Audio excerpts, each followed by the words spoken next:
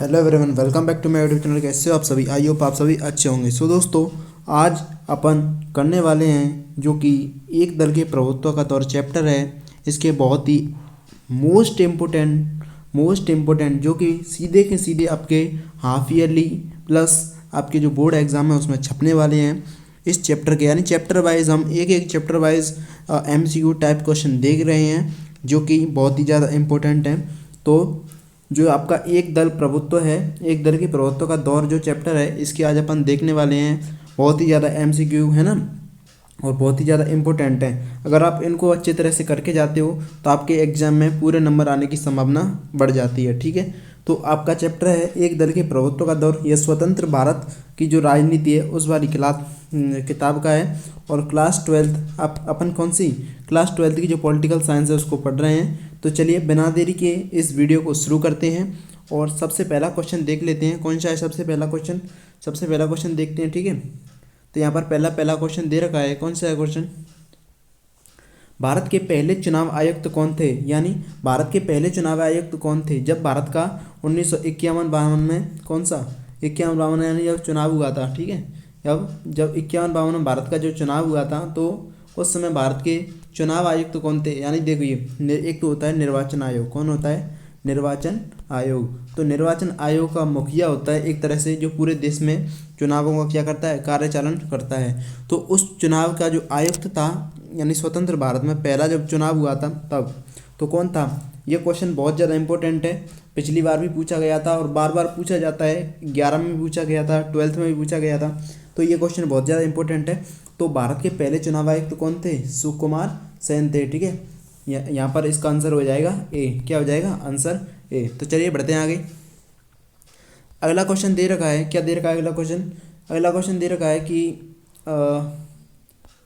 अगला क्वेश्चन दे रखा है यहाँ पर कि 1948 में भारत के गवर्नर जनरल पद की शपथ किसने ली थी? यानी जब 1948 में जो सबसे पहला गवर्नर जनरल बना था स्वतंत्र भारत का, वो कौन बना था? तो यहाँ पर भारत के सबसे पहले जो गवर्नर जनरल बने थे वो थे सी राजगोपालचारी। कौन बने थे? सी राजगोपालचारी। ये बहुत इंपॉर्टेंट क्वेश्चन है। चलिए बढ़ते हैं आगे।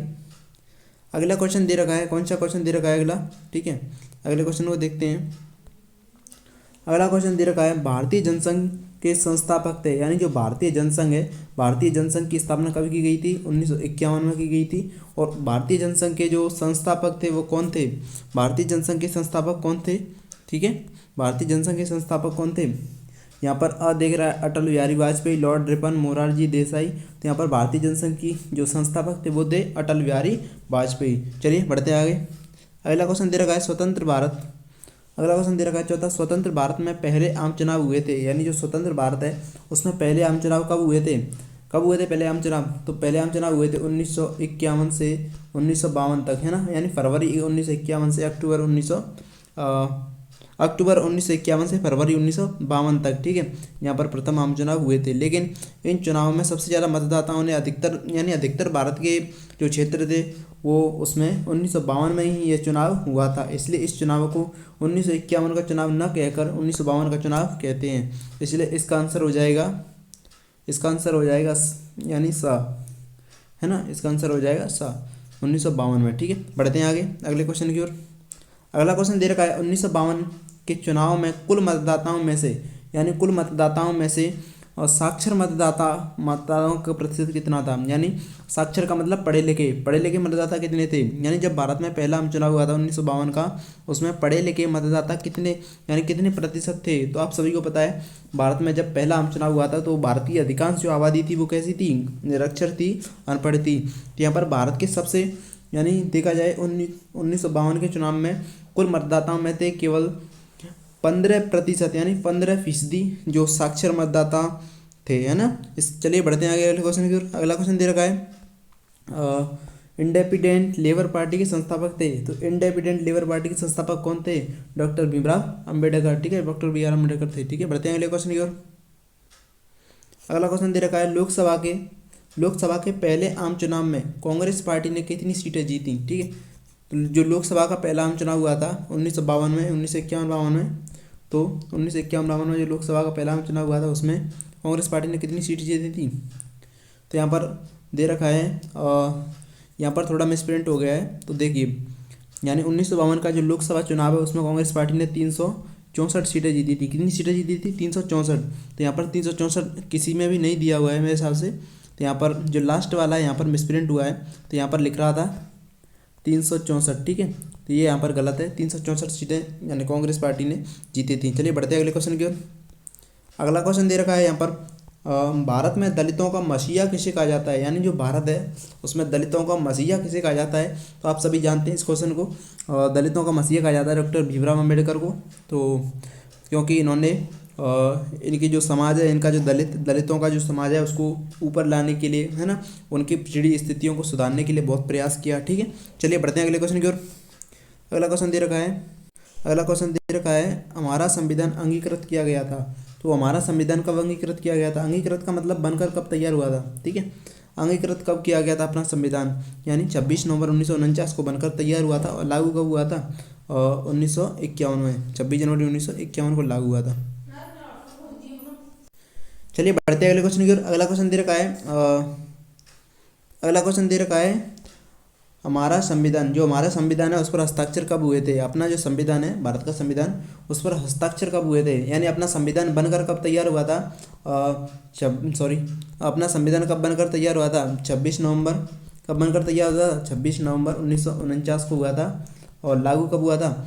26 जनवरी 1950 को लागू हुआ था, है ना। 26 जनवरी 1950 को अपना संविधान लागू हुआ था। अब ये बात कर रहे हैं हस्ताक्षर कब हुए थे, तो ऐसा क्वेश्चन भी आपके एग्जाम में आने की संभावना है। तो हस्ताक्षर का आपको ध्यान रखना है। मैं बताऊं कैसे ध्यान रखना है। यानी जो अपना संविधान है, एक ट्रिक से याद रखेंगे कि अपने संविधान पर हस्ताक्षर कब हुए थे, इससे आप इसे कभी भूलोगे नहीं। तो देखिए अपना संविधान लागू कब हुआ था, आपको ये याद रखना है। कब लागू हुआ था अपना संविधान?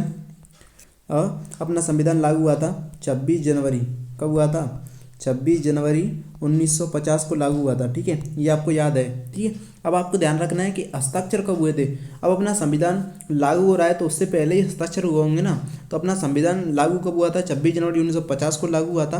तो आपको याद रखना है इससे पहले, है ना, इससे पहले ही इसको जो अपना संविधान है इससे पहले ही तो हस्ताक्षर हुए थे, है ना। तो हस्ताक्षर कब हुए थे आपको याद रखना है। हस्ताक्षर हुए थे गाइस, और हस्ताक्षर हुए थे आपके इस पर कुछ दिन पहले ही हस्ताक्षर हुए थे, यानी कि 24 जनवरी 1950 को, 24 जनवरी 1950 को इस पर हस्ताक्षर हुए थे। और आपको ये भी एक ट्रिक के माध्यम से बता देता हूँ कि अपना जो संविधान है इस पर कितने लोगों ने हस्ताक्षर किए थे। अब देखिए आपको कौन कौन से जो महत्वपूर्ण डेट हैं वो याद रखनी है। सबसे पहले तो आपको ये ध्यान रखना है अपना संविधान कब बनकर तैयार हुआ, अंगीकृत कब हुआ। तो आपका संविधान बनकर कब तैयार हुआ था? 26 नवंबर 1949 को, जिस दिन अपन क्या बनाते हैं? संविधान दिवस भी बनाते हैं। क्या बनाते हैं? संविधान दिवस भी बनाते हैं, ये आपको याद रखना है। अगली डेट आपको याद रखनी है कि अपना संविधान लागू कब हुआ। तो 26 अपना संविधान लागू कब हुआ? और 26 जनवरी 1950 को लागू हुआ, ठीक है, ये आपको ध्यान रखना है। अब हस्ताक्षर कब हुए थे? हस्ताक्षर हुए थे इससे 24 जनवरी 1950 को, यानी इससे 2 दिन पहले, लागू होने से 2 दिन पहले इस पर हस्ताक्षर हुए थे। और आपको ये भी बता दूं कि अपना जो संविधान है इस पर कितने लोगों ने हस्ताक्षर किए थे, तो आपको बताऊं यानी 24 जनवरी 1950 को इस पर क्या हुए थे? हस्ताक्षर हुए थे। और इससे क्या पता चलता है, यानी हस्ताक्षर कितने लोगों ने किए थे। तो आपको देखिए यहाँ पर 2 और 4 दे रखा है, तो इसके बीच में आपको क्या लगा देना है? 8 लगा देना है। 2 लिखना है, 8 लिखना है, 4 लिखना है, यानी 2 की 2 उतार देना है, बीच में सिर्फ आपको 8 लिख देना है और उसके बाद 4 लिख देना है। यानी 284 लोगों ने इस पर क्या किए थे? हस्ताक्षर किए थे। तो आपको ये भी आपको याद रखना है, ये एक एक्स्ट्रा पॉइंट है, ठीक है। बढ़ते हैं अगले क्वेश्चन की और। अगला क्वेश्चन दे रखा है, स्वतंत्र भारत के पहले मंत्रिमंडल में, क्या स्वतंत्र भारत की पहली मंत्रिमंडल में स्वास्थ्य मंत्री कौन थे? यानी जो अपना भारत है स्वतंत्र भारत का पहला जो मंत्रिमंडल बना था उसमें स्वास्थ्य मंत्री कौन थे? कौन थे स्वास्थ्य मंत्री? आप सभी को पता है स्वास्थ्य मंत्री कौन थे? राजकुमार अमृत कौर, यानी राजकुमार नहीं था वो, राजकुमारी अमृत कौर था, ठीक है, राजकुमारी अमृत कौर था, ठीक है। बढ़ते हैं अगले क्वेश्चन की ओर। अगला क्वेश्चन दे रखा है, स्वतंत्र पार्टी का गठन किया गया था। अपनी जो स्वतंत्र पार्टी है इसका गठन किया गया था, किसके द्वारा किया गया था? स्वतंत्र पार्टी का गठन श्री राजगोपालचारी के द्वारा किया गया था। चलिए बढ़ते हैं अगले क्वेश्चन की ओर। अगला क्वेश्चन दे रखा है PRI, यानी PRI, जो PRI पार्टी है पीआरआई पार्टी के संस्थापक कौन थे, यानी जो एक पीआरआई पार्टी है ये एक बॉक्स में दे रखी है किताब में, है ना, एक बॉक्स में दे रखी है और इसको आपको पढ़ के जाना है, ये भी बहुत इंपॉर्टेंट है। तो पीआरआई पार्टी के यहाँ पर संस्थापक दिए हुए हैं, तो संस्थापक कौन थे, पीआरआई पार्टी जो कहाँ की पार्टी है, पीआरआई पार्टी कहाँ की पार्टी है, एक बार कमेंट में लिखकर बताएं। और देखता हूँ मैं कौन कौन बहुत अच्छे से पढ़ रहे हैं। तो जो पीआरआई पार्टी है वो कहाँ की पार्टी है, ठीक है, इसको बता सकते हैं। तो पीआरआई पार्टी कहाँ की पार्टी है, मैक्सिको की पार्टी है। कहाँ की पार्टी है, मैक्सिको की पार्टी है। और इसका मैक्सिको पर कितने साल तक शासन रहा था, लगभग 60 साल तक इसका क्या रहा था, शासन रहा था। तो यानी पीआरआई पार्टी के वहाँ पर एक संस्थापक थे, कौन थे, प्लूटार्को, कौन थे, प्लूटार्को इलियास कैलस, है ना, प्लूटार्को इलियास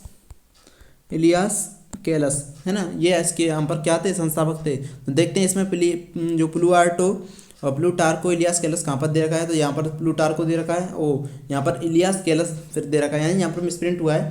तो यानी इसके संस्थापक कौन थे, प्लूटार्को इलियास कैलस है, यहाँ पर थोड़ा मिसप्रिंट है, लेकिन अगर बोर्ड में ऐसा आता है तो आपको यानी सबसे पहले आपको प्लूटार्को पर क्लियर करना है, ठीक है। पढ़ते हैं अगले क्वेश्चन की। अगला क्वेश्चन दे रखा है, क्या दे रखा है अगला